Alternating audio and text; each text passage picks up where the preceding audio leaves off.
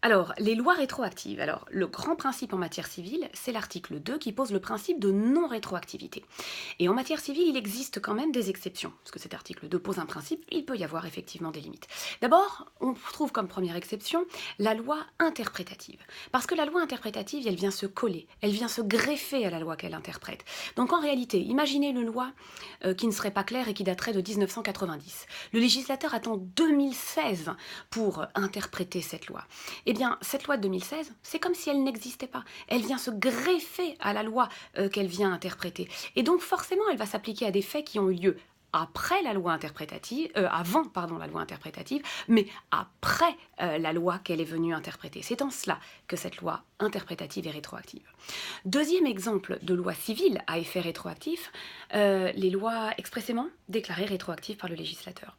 Le législateur a posé un principe à l'article 2 du Code civil.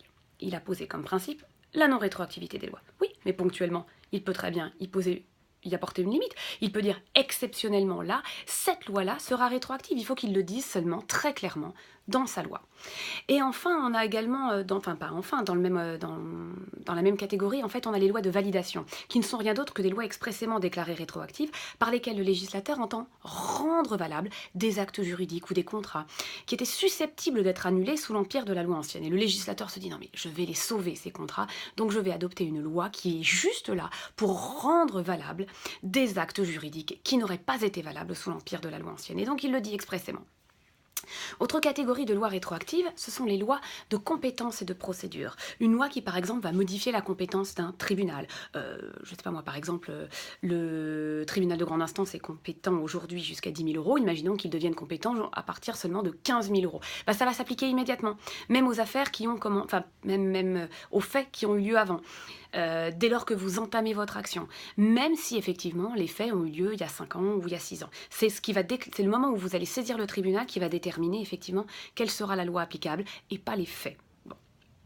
Enfin, on quitte la loi civile, on a aussi des exceptions au principe de non-rétroactivité en matière pénale, mais là c'est particulier. C'est quand vous êtes face à une loi pénale plus douce, moins sévère que la précédente, parce que par exemple elle va réduire la sanction ou parce qu'elle va supprimer une infraction.